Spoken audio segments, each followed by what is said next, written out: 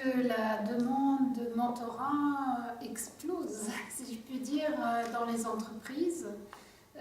C'est une démarche qui vient des États-Unis et qui se développe maintenant en France, qui s'est développée en Europe auparavant.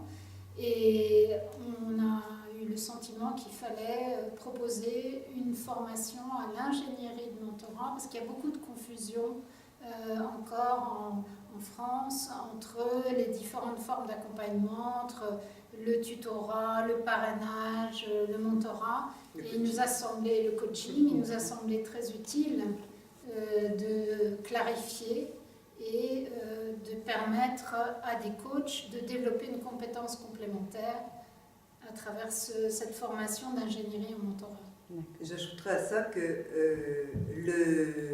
on se rend compte que les entreprises qui mettent ça en place toutes seules, en se disant on sait faire et puis ça va coûter moins cher si on se débrouille toute seule, etc., il y a un essoufflement dans toutes ces entreprises. Alors évidemment, ça coûte moins cher, ça va plus vite, mais il y a un essoufflement.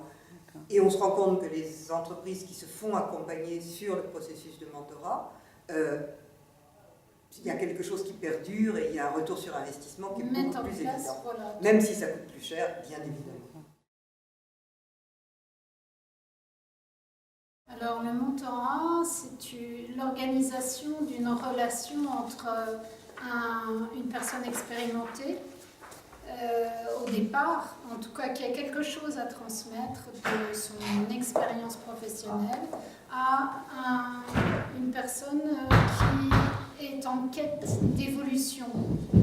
C'est une relation fondée sur la confidentialité, le volontariat, qui est gratuite entre le mentor et le mentoré, mais qui demande une ingénierie dans le processus de mise en place de la formation des binômes, du suivi, etc., de toute la démarche. Et c'est quelque chose qui vient de Ulysse, en fait, au départ. C'est Ulysse qui demande à Télémaque, qui demande à Mentor de s'occuper de son fils Télémaque pendant qu'il part. Et donc, Mentor va jouer le rôle de précepteur, de guide, d'accompagnateur pendant toute la période où Ulysse n'est pas là.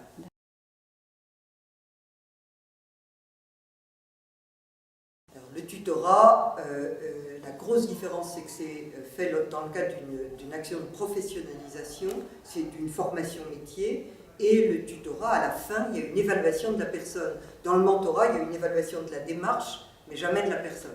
Le mentorat n'a pas pour but d'accompagner à l'apprentissage d'un métier, d'une tâche. C'est un accompagnement sur le long terme et un échange entre le mentor et le mentoré, un échange de compétences, un échange de savoir.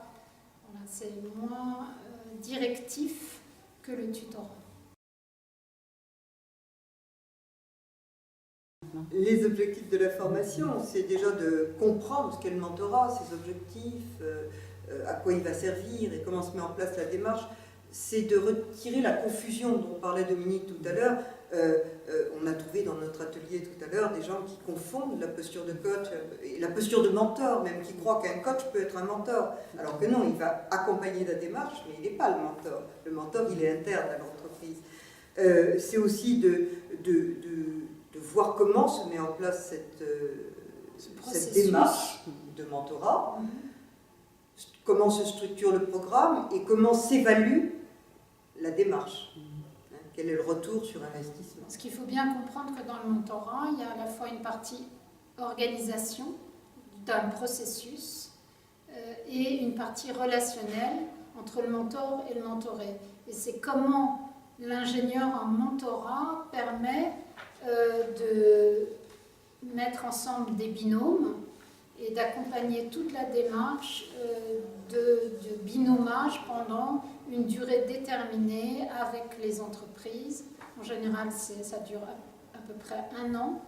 Et il faut organiser tout le projet, toute la gestion du projet de mise en place du programme de mentorat. Donc la formation d'ingénieur en mentorat permet de comprendre comment s'articule le processus et à l'intérieur comment la relation mentorale permet de faire évoluer les individus. Si vous voulez parler de la méthode, elle est apport théorique alterné avec beaucoup de parties pratiques. Hein.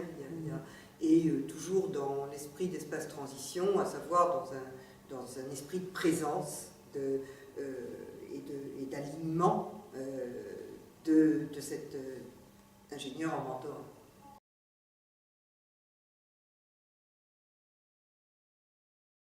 Et donc il y a 4 phases dans ce processus, puisque c'était effectivement la question.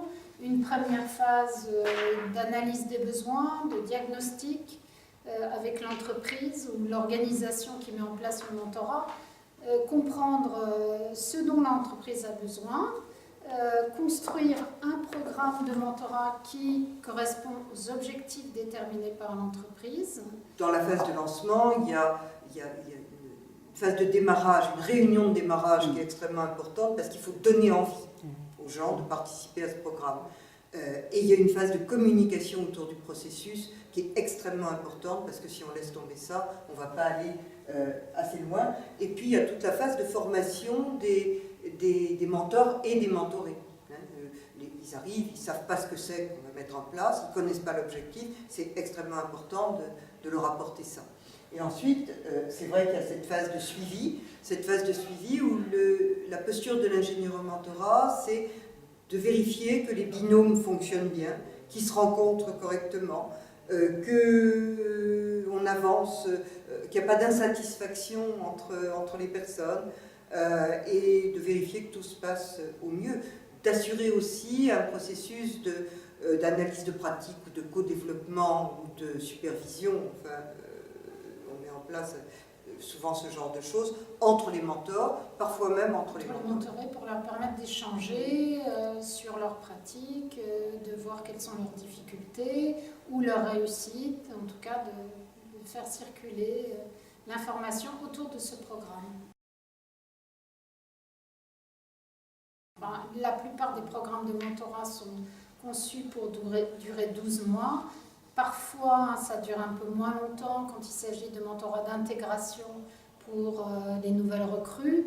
Mais pour qu'une relation entre un mentor et un mentoré s'installe dans la confiance, dans la confidentialité, qu'il y ait de véritables échanges, que ce soit une valorisation mutuelle réelle, il faut un minimum de 12 mois.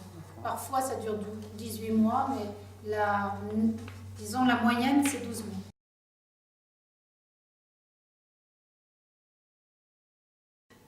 Bien souvent, on a des entreprises qui nous demandent on veut faire du mentorat. On se rend compte que ce n'est pas du mentorat qu'il faut, que du coaching pourrait aller, que d'autres formes pourraient aller, que parfois c'est des formations, ce qu'il faut.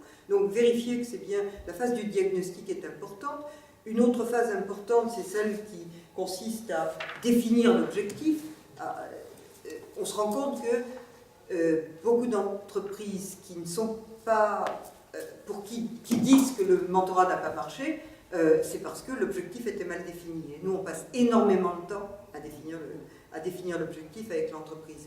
Et puis, quelque chose d'important aussi, c'est la phase de matching, la phase de comment est-ce qu'on met les binômes les uns avec les autres, parce que comment est-ce qu'on fait le binomage, parce que ce binomage, il n'est pas si évident à faire, et que l'une des choses que fait l'ingénieur en mentorat, c'est d'aider à définir les compétences qui doivent être celles du mentor, ces compétences dépendant bien sûr de l'objectif de la démarche. Et c'est aussi de les former, puisqu'il faut que les mentors acquièrent un minimum d'outils du coaching pour leur permettre d'accompagner leur mentoré dans la durée avec une posture de mentor, une posture qui est non interventionniste.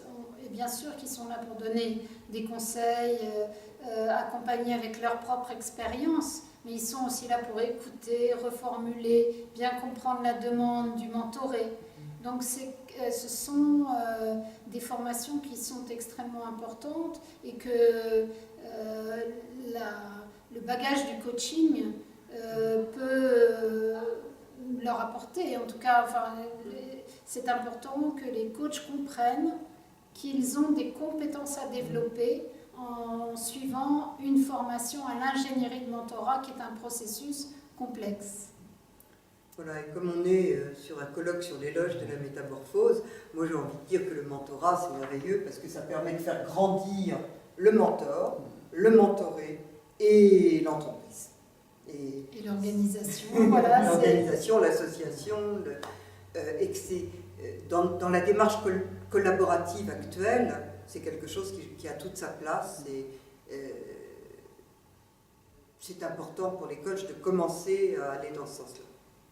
Voilà, ça contribue à la fois au bien-être des collaborateurs, même si le but n'est pas la performance, ça contribue à la performance collective de l'entreprise. Le mentorat est une démarche collaborative, tu l'as dit, une démarche d'évolution, de transformation, de métamorphose, de valorisation individuelle et collective.